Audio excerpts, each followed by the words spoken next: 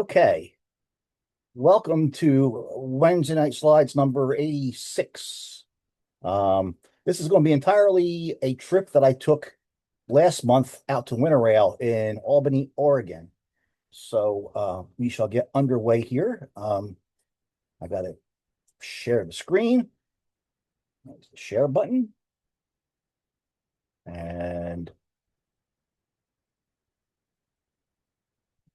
we will share this. And then I got to start the show. I got to find the show. There it is. And if I did this right, you're all seeing the title slide.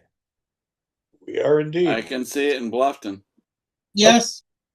All right. And as always, if you have a question or comment during the show, feel free to unmute yourself and chime in. It's not exclusive by any means. Anyhow, I flew out to Oregon. Yeah, I got back on a plane finally. Flew out to Oregon for Winter Rail last month. And as it turns out, the flight took me over the steel mills in near Gary, Indiana. We had to change planes at Midway. That's the steel mill from the air. Only reason I got back on a plane again is I just threw money at the problem. I hate the airport experience. I dislike being scrunched up on an airplane. So I've had TSA pre-check. I upgraded that to facial recognition so I could zip to the airport. And then I just paid Southwest for an exit row window. So it made the flight tolerable. So flying over Gary, Indiana. As we got out to the west, I could see Mount Hood from the plane as we were approaching Portland. Hit Portland, hopped in a car, and immediately headed out into the Columbia River Gorge, which is on the border between Washington and Oregon, and immediately caught up with a BNSF grain train passing the Lorem rail grinder.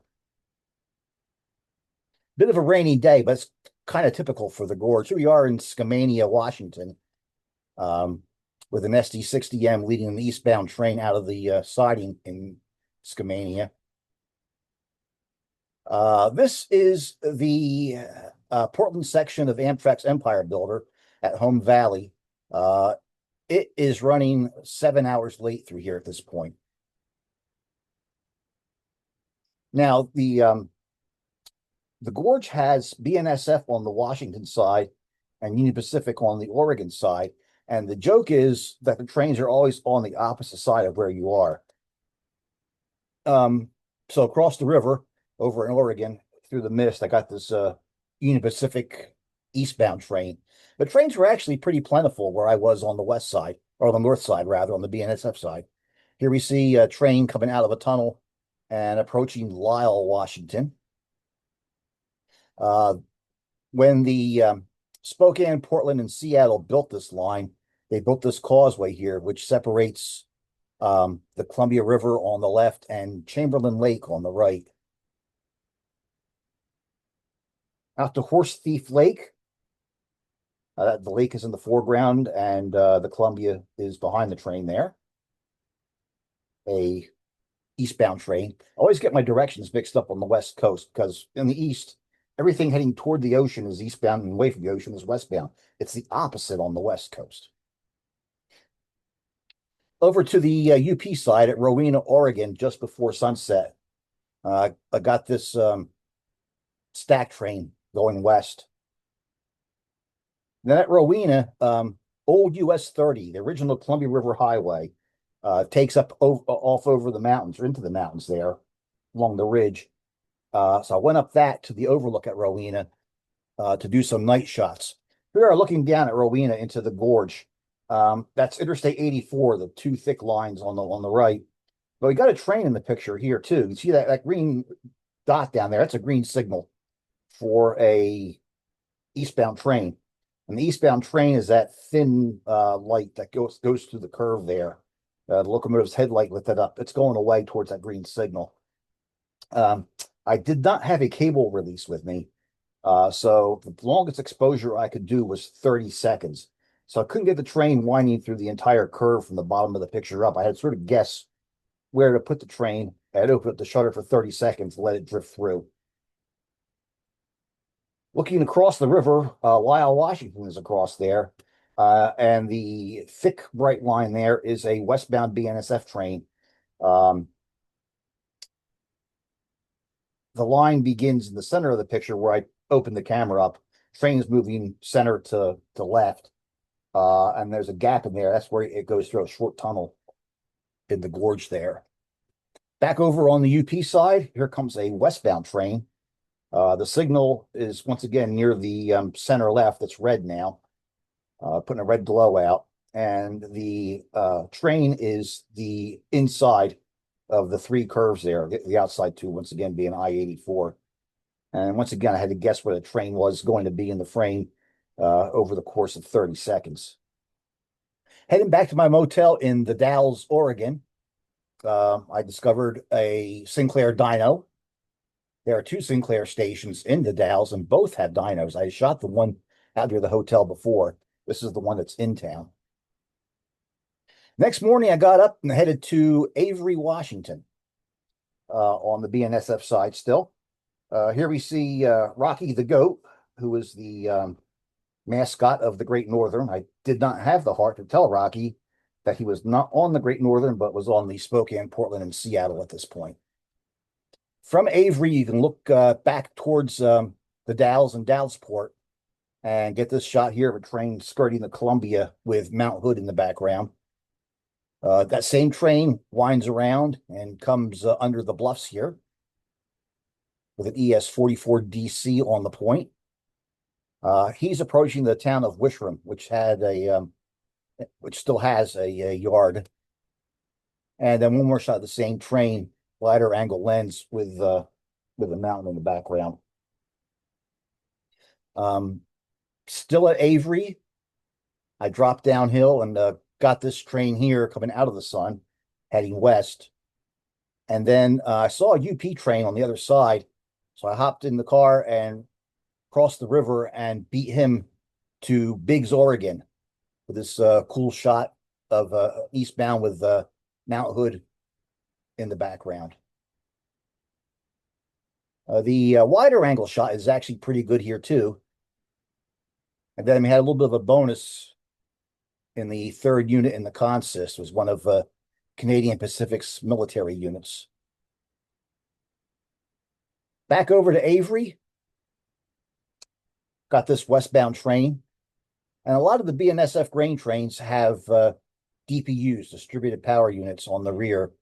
And that's what I was actually looking for, was the going away shot under the bluffs at Avery.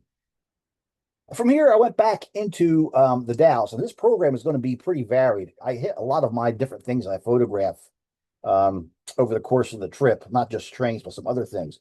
Back into the Dalles, where of all places, they have the National Neon Sign Museum, located in an old Elks Lodge.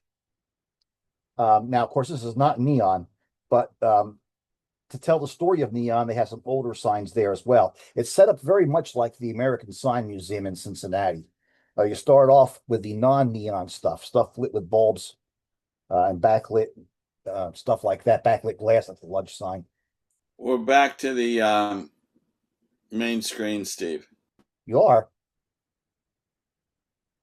There you go. Now we're at the lunch counter. Okay. Everybody else see that too, or was this just Doug?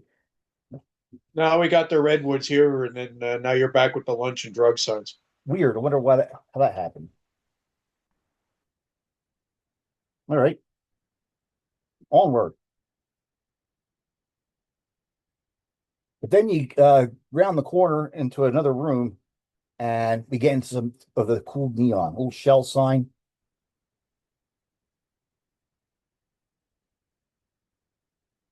Drugs and steaks. Did you get your eyes worked on as well? I did not. Some really cool stuff here. Goodyear sign with the combination of neon and backlit glass where it says tires.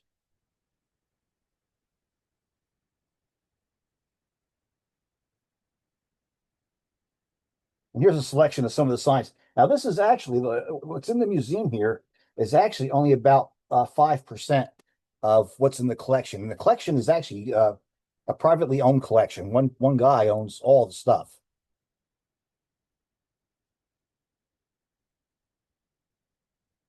Did you know that museum was there? Or did you No, just come across it? I knew it was there. And one of the reasons why I had to get back on a plane again was that was the only way I was going to get out to the Dalles to see this thing. So it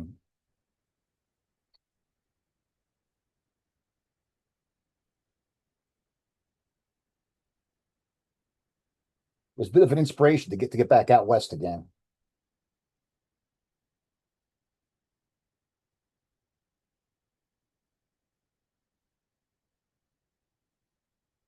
The person who has this collection and who owns the National Neon Sign Museum actually started off working for the American Sign Museum in Cincinnati. Got Pegasus and Cadillac.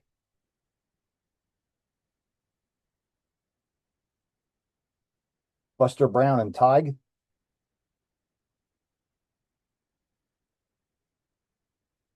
And as you can see, not all of the neon has been restored yet. They're still working on getting some of these signs back into service.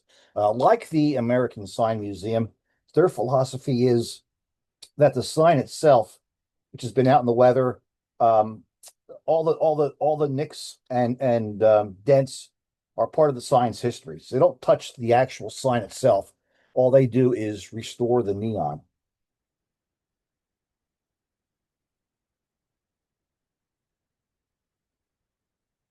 Elsie the cow for Borden's.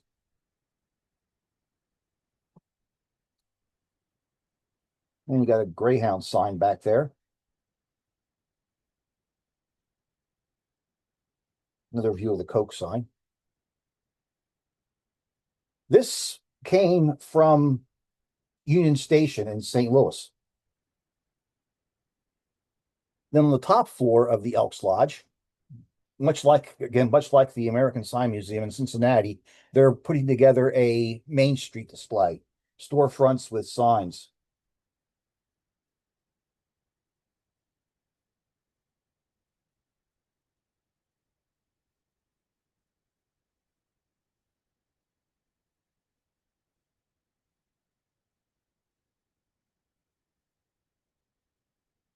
One of the coolest displays is this ice cream shop.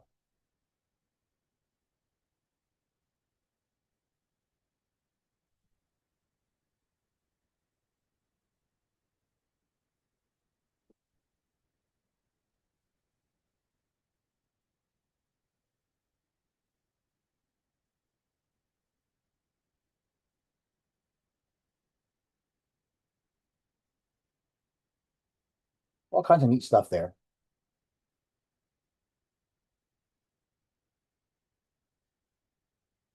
It took me about an hour and a half to go through the museum, do some photography, and I raced back out to trackside and got back up to Rowena to the overlook. As I mentioned before, Rowena is on Old US 30. That was the first modern highway in the Pacific Northwest, and it was the first scenic highway in the U.S., constructed between 1913 and 1922. Much of the character of the old highway is still there, from the wooden railings along the road to these overlooks. There's a couple of overlooks along the way.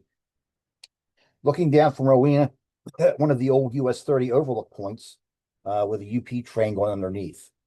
Look across the river and you see the bluffs at Lisle, Washington, with an eastbound BNSF stack train.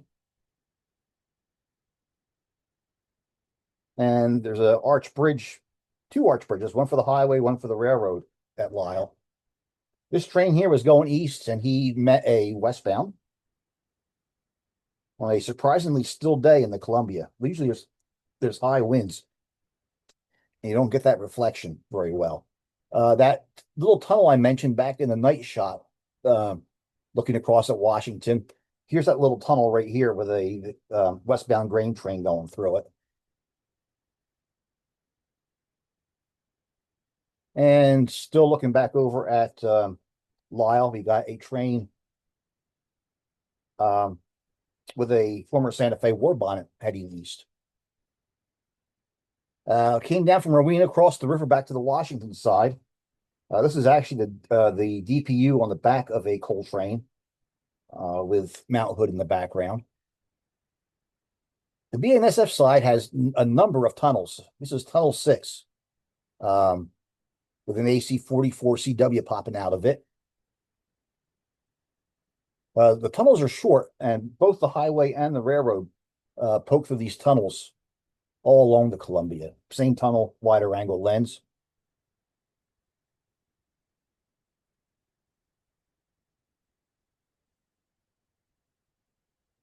Just an incredibly scenic place.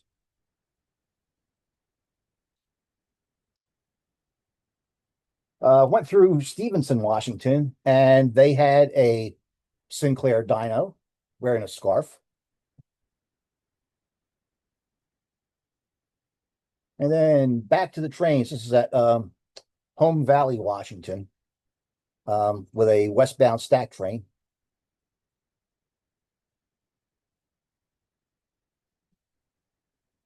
Same train, wider angle. And then from there, I went up to Cape Horn. Cape Horn is an amazing rock formation, but it's more appreciable from track level, except that the way into the tracks is down a private driveway with a very not friendly owner. So you really can't get to Cape Horn from ground level. This is from atop the rock formation, looking east into the gorge. In the distance there is Beacon Rock. The smokestacks belong to the power plant at Bonneville. Once the train pokes the rocks here at Cape Horn, it's relatively straight and flat the rest of the way into Portland. From here, it was time to go over to Albany, where Winter Rail is held. And here's a UP train going through the Amtrak station in Albany. The station is served by the Coast Starlight as well as a number of Cascade service trains. Former Southern Pacific. The first Winter Rail activity was actually on Friday morning over on the Albany and Eastern Railroad. Santiam Rail Excursions has restored Santa Maria Valley 205.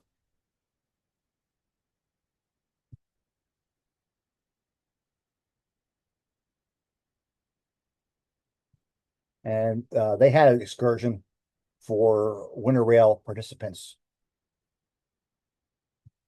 For some reason, I can't get up to work. I was trying to get the chat called up, see what was going on there. But anyhow, I opted not to ride. I chased it.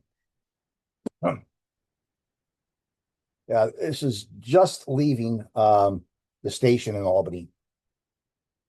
Excuse me, in Lebanon. They originated in Lebanon.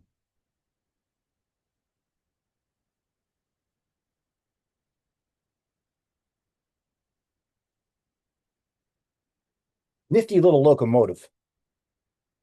This is near Waterloo.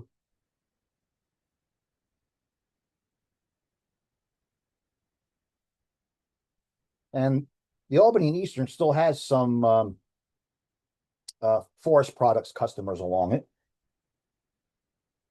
You can see one of them here. And coming around the curve along the South Santiam River, approaching the destination point of Sweet Home. Sweet Home is not in Alabama, it is in Oregon.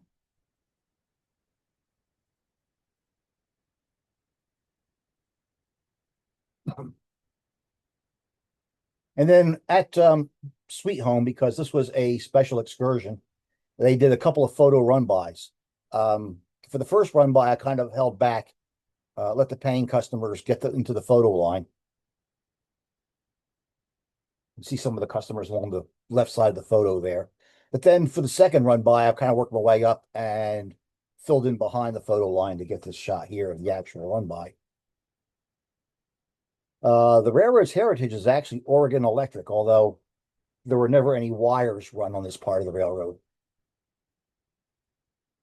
They loaded everybody up. They went another mile or so for the mileage collectors. Here they are leaving the run-by spot. And they're getting more and more rare now, but in the background, you see one of the sawdust burning teepees. It's kind of in the trees there in the right center of the photo. Once they hit the end of the line, they ran around the train and ran back tender first. I don't usually chase things going tender first, so I watched them go by and headed out, headed over towards the former Southern Pacific Main Line. But along the way, I just happened to stumble into this covered bridge at Crawfordsville, right next to the highway. It's been relocated around the covered bridge. I had spent a morning shooting covered bridges in Oregon a couple years ago. They're all over the place out there. But this would be the only covered bridge I saw on this trip. Wasn't really looking for them. Maybe next trip I'll do a few more covered bridges. Over to the former SP in Halsey, Oregon.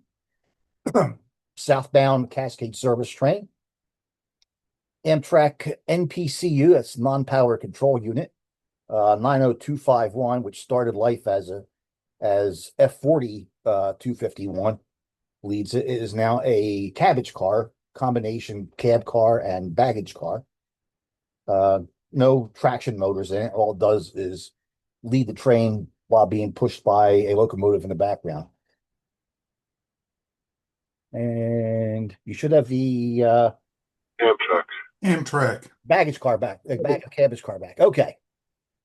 Here we go. From there, I went over to Harrisburg, Oregon. And got the northbound Coast Starlight. And that was followed by a northbound UP freight going through the Alford Cemetery. This guy had a DPU on the back, so I could step out into the road and shoot the going away shot of his rear units crossing the road. From there, it was up to Albany for the Friday evening programs at Winter Rail. But when I got out of that, heading back to the hotel, I came across the Sinclair station in Albany with dual dynos. I had never seen them with dual dynos before. So that was worth a shot. As it turns out, these dual dynos were on a direct line between my hotel and where Winter Rail was held. So the next morning I had to stop again and do some daytime shots of them.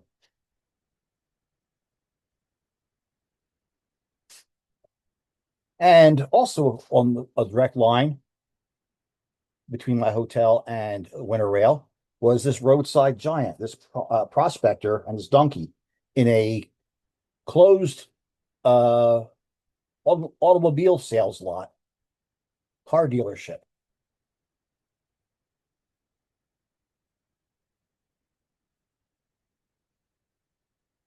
So a couple of roadside giants add to the collection. Then we had Winter Rail, and then the afternoon session on Saturday afternoon. Then dinner break was right when the southbound Coast Starlight was due, and the tracks were only a mile from the event center. So I raced over to Tangent and got the southbound Coast Starlight going underneath Oregon Highway 34. And then back to Winter Rail for the evening programs. And then after that broke up, driving back through Albany, I came across this neon sign.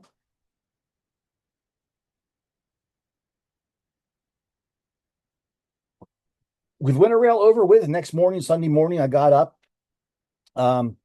There was a Amtrak train due going north. So even before I checked out of the hotel, the tracks were a mile away. Went over to the tracks and got this northbound Cascades train, which is just out of the Albany station, heading for Portland.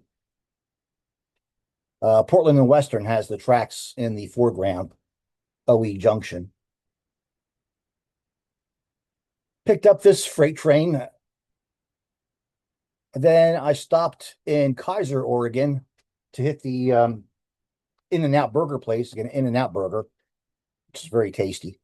But this steam engine, this narrow gauge outside frame 262 was on display in the parking lot there. Over to Aloha, Oregon, or Harvey the Rabbit stands. Harvey actually started out life as a muffler man who lost his head. And the owner of this, whatever this place is, had a rabbit head made and put it on the muffler man's body. For this day here, I rode the light rail into downtown Portland, or actually around the entire system. It was easier to get around on the light rail than to drive. So I just rode into downtown and did some shots here and there.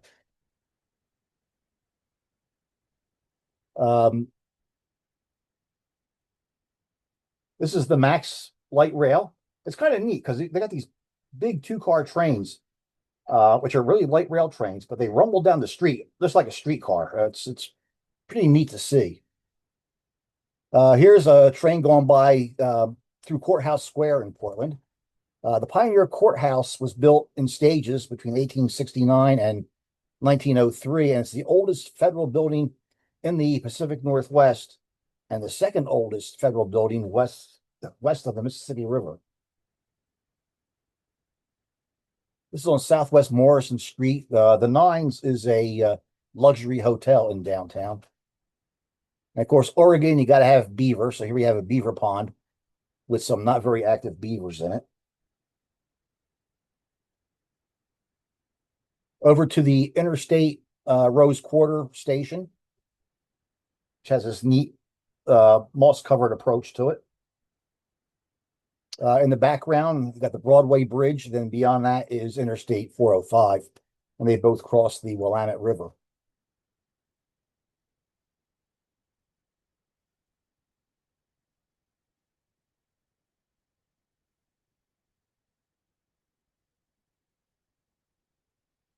Here we see 3 trains in one shot.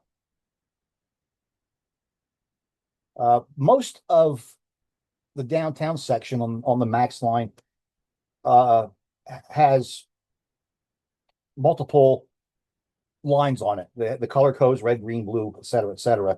They radiate out, but for downtown, they come together and all the lines run on the same track. So service is fairly frequent on these lines. There's an outbound Blue Line train approaching the Convention Center station.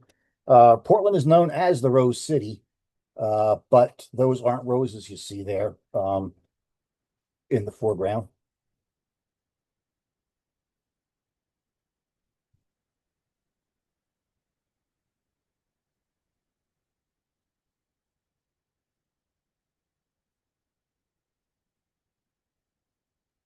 There's some cool downtown scenes.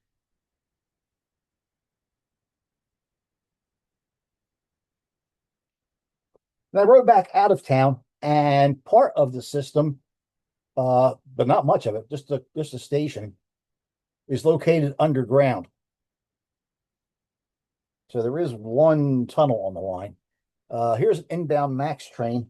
This is at the Washington Park station. The Portland Zoo is over our heads at ground level. This is the Robertson Tunnel, and at 260 feet beneath the surface, it is actually the deepest transit station in all of North America.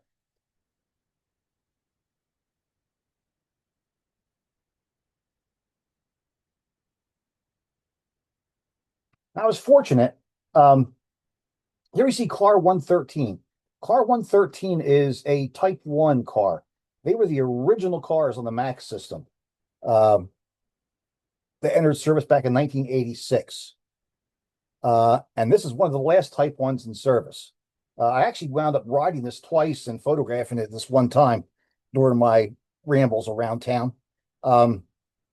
Portland just had a ceremony just in the last week or so for the retirement of the Type 1s. They're all gone now. So I was really lucky to catch one of them out on the line.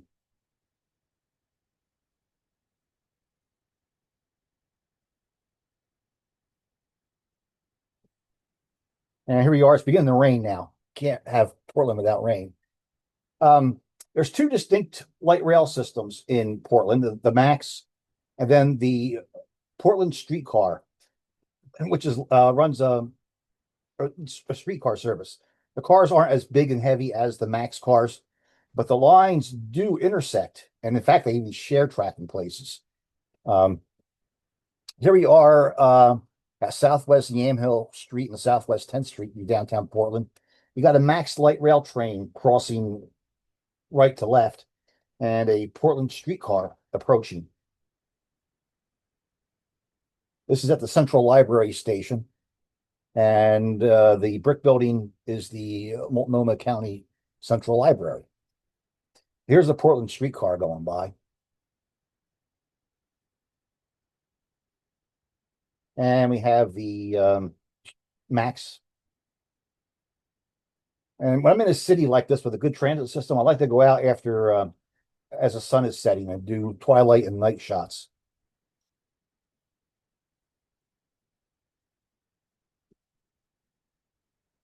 The Virginia Cafe with a not in service streetcar going by.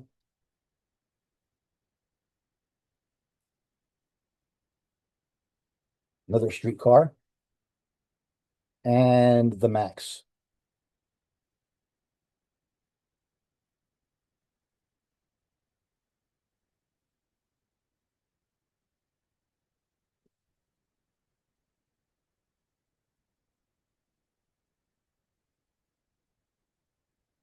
And going by a Mexican restaurant.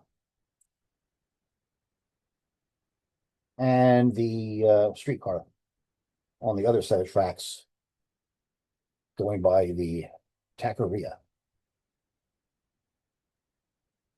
On the way back to my motel, I came across a different motel, which had neon. K's Motel has TV.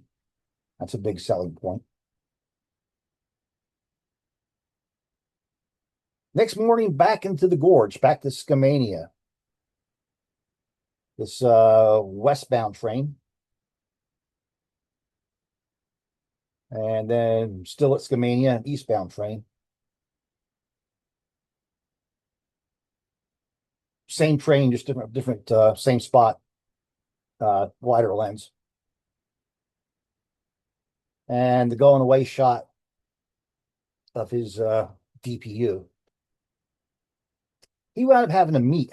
So he stopped. I got ahead of him. I was able to get him coming out of the tunnel at North Bonneville. Out of Tunnel 15. And there's his DPU going away again. I knew Amtrak was nearby, so I drove into Stevenson to check the map, the Amtrak map, and see where it was. Pulled into Stevenson, and there he was, sitting right there on the siding waiting for a meet. So here's the Portland section of the Empire Builder. It split off from the Seattle section in Spokane in the middle of the night. And here it is on its way to Portland.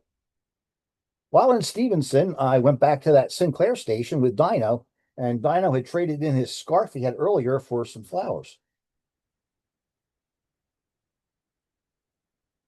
Also near Stevenson is a museum, and they have a Spokane, Portland, and Seattle F unit on display.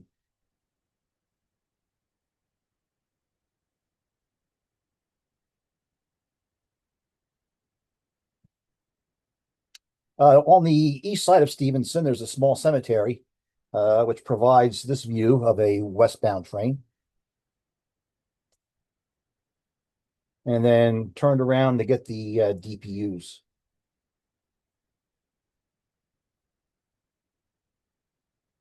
Another of the very rugged tunnels along the railroad.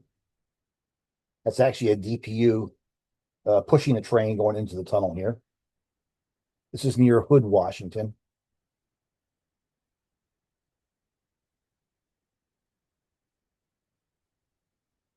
Then looking across the river, on the UP side over in Oregon, we have a train with a Canadian Pacific leader and two Kansas City Southern units running second and third. I went over to Wyeth, Oregon on the UP side. That's my red rental car parked in the background there. I walked through here, and a I planned that if a westbound train showed up, I was going to walk under the bridge to get the bridge out of the picture and get a train under the cliffs. If an eastbound train showed up, I was going to walk past these piles of ballast and shoot the eastbound with a fairly clean shot. Signal at the west end of the siding turned red. I said, aha, you got an eastbound coming. So I walked down for my eastbound shot, only to be surprised by this westbound train that had a meet here. So I wound up with the bridge and the ballast in my photo, as well as a rail fan that pulled in at the last minute and parked in the shot. Well, the rail fan was easy to get rid of. I just kind of got rid of him in Photoshop. Now, this is probably the photo I would go with if I was going to show it in a more public venue than we're doing here. Because the car is transient. It's not a permanent part of the scenery. I could have accomplished the same thing by yelling at the guy and try to get him to move. This is the better part of valor. Just zap him later in Photoshop. I guess that's okay. I don't know. But anyhow, just for fun, let's go back to our original photo here. There's the car in the picture. Okay. Like I said, I didn't like the ballast pile being here. I was trying to get it out of the shot. The train came from the wrong direction. So this is all for fun. Everything here is. I just asked Photoshop to remove the ballast pile and the car. Like, so, well, there's some more annoyances here.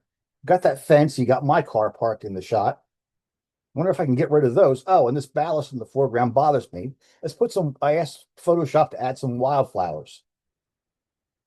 So it got rid of the fence, got rid of my car, and put a nice field of wildflowers in the foreground here.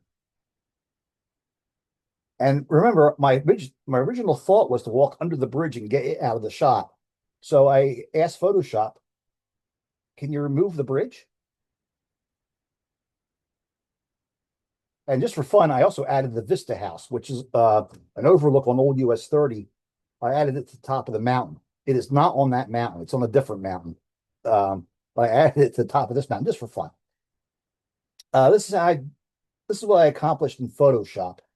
I try to do the same thing as far as bridge removal in Google Gemini AI, and it didn't do quite as good a job as Photoshop did. It did a okay job, but as you can see, it knocked out the trees over the engine and to the left of the engine.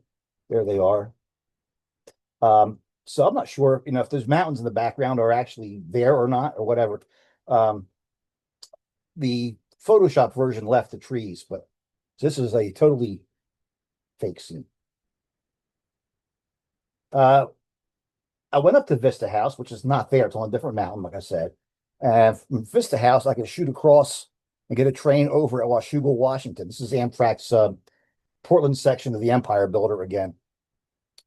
This is that relatively flat section from Cape Horn west into Vancouver, Washington, and into Portland. Cape Horn is just ahead of the train here. Vista House is one of the original scenic overlooks on Old US 30. Probably one of the first scenic overlooks in the country. Really a neat place. And from Vista House, here we have a westbound UP train down in the valley. And then with a wider angle, I got the train with Vista House's shadow in the picture. You go around one overlook west from Vista House, and you can look back and get a pretty nice view of it. There it is, perched on the cliff. Once again, Beacon Rock is off in the distance, as well as the smokestacks from the Bonneville Dam power plant.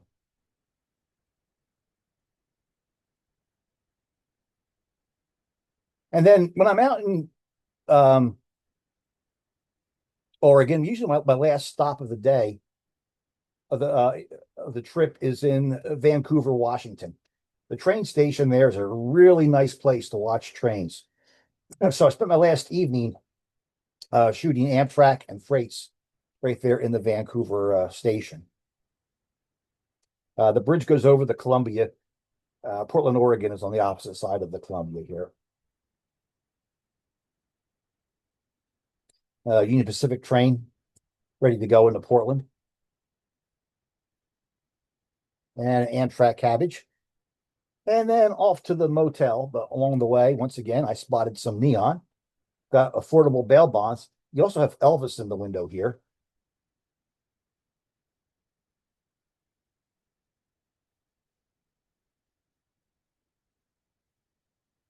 And this Walgreens still had the old drugstore neon on it as well. Next morning, I was getting ready for my flight back home, noontime flight out of Portland. So the Vancouver Amtrak station is only a few miles from the airport. So I went back over there to watch trains in the morning and to repack my gear from travel mode back into airline mode. Get all my gear packed away, get it ready to take onto the plane. Got two standard cab locomotives passing each other here in the Vancouver station. And then across the way, past the junkyard, the grain elevator had this critter working.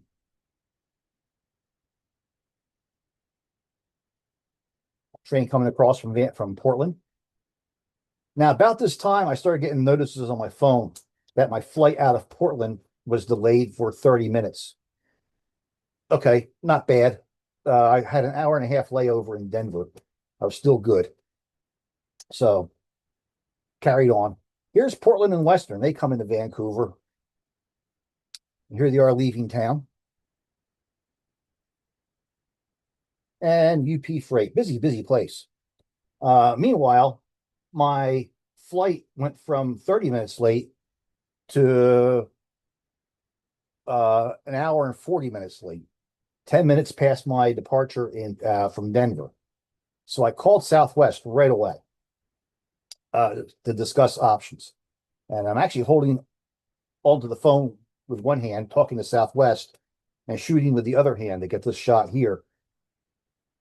Southwest gave me some options. They said that I could hop on my original flight, go to Denver, and hope they held the Philly plane for me to get on it.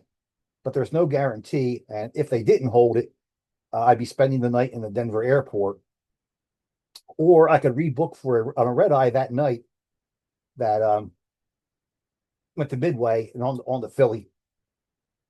Why I paid for extra legroom seats on my flights, all I could picture was, getting stuck in a middle seat on a red eye overnight. So, but I asked the agent, I said, to their credit, I was on hold for all of 15 seconds. They were right away. The customer service was great. So I asked the agent, I said, are there any extra legroom seats on those red eye flights that aren't middle seats?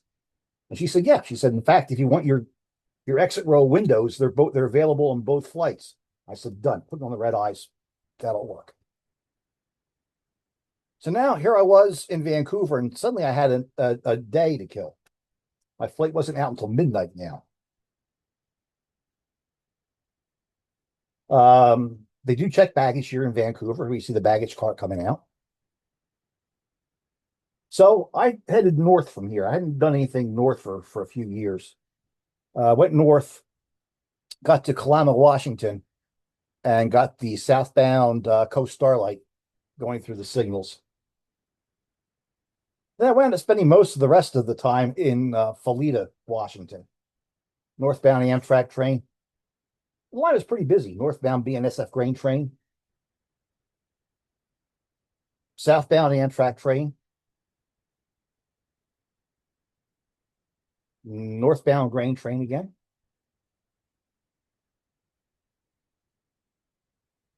And that's his DPUs going away.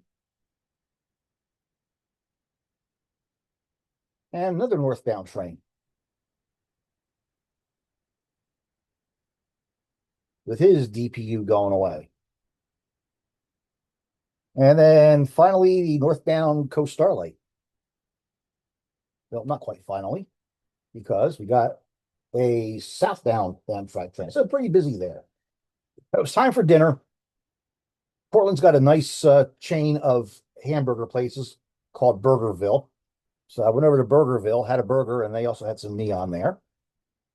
And then back over to Vancouver, this time for real. Repack everything in the airline mode. BNSF coming across from Portland. UP train coming down.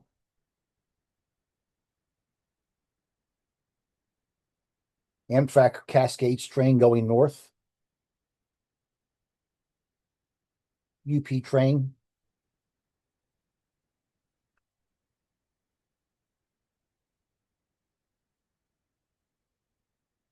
And a cabbage locomotive on a southbound Cascades train. So the conductor loaded everybody on board. That train left, and that brought an official end to my trip. I headed over to the airport, had a very uneventful, it wasn't uneventful. Our plane ran out of gas on the way to Philadelphia. In its defense, Philly airport shut down. They had a plane make an emergency landing ahead of ours. They shut the airport down. Our plane didn't have enough fuel to circle, so we were diverted to Baltimore, landed, refueled, and then flew to Philly. And that was the end of the trip. So that wraps it up for this week. The next program is the last Wednesday in May, May 27th. It will cover a similar trip, but in a different part of the country.